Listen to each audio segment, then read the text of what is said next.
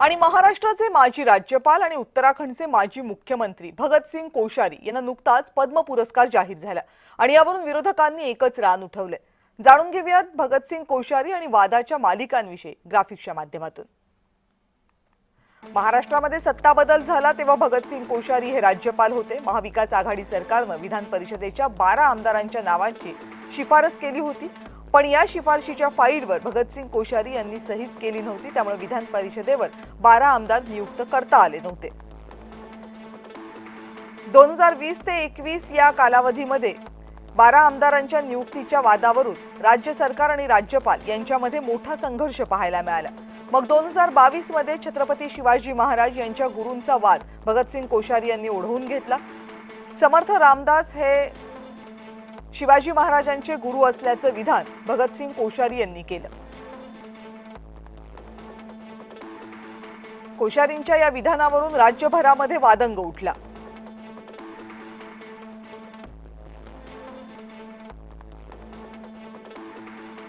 छत्रपती उदयनराजे भोसले यांनी थेट राष्ट्रपतींकडेच भगतसिंग कोश्यारी यांची तक्रार केली होती। सावित्रीबाई फुले आणि महात्मा ज्योतिबा फुले यांच्या बालविवाहाबद्दल ते बोलले होते।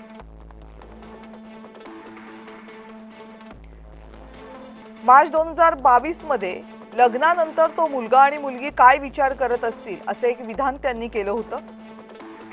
कोश्यारींच्या या विधानावरून चांगलाच वाद पेटला होता।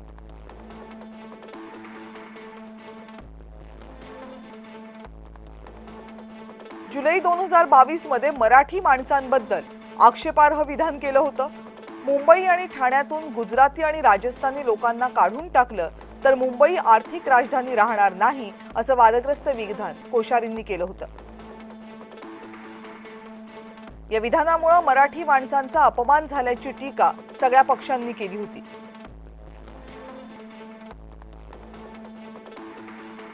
शिवाजी महाराजांचा उल्लेख करताना त्यांना जुन्या काळातील आदर्श असं संबोधलं होतं नोव्हेंबर 2022 मध्ये भगतसिंग कोश्यारी यांनी। आणि कोश्यारींच्या या विधानावरून महाराष्ट्रामध्ये तीव्र संताप उसळला होता।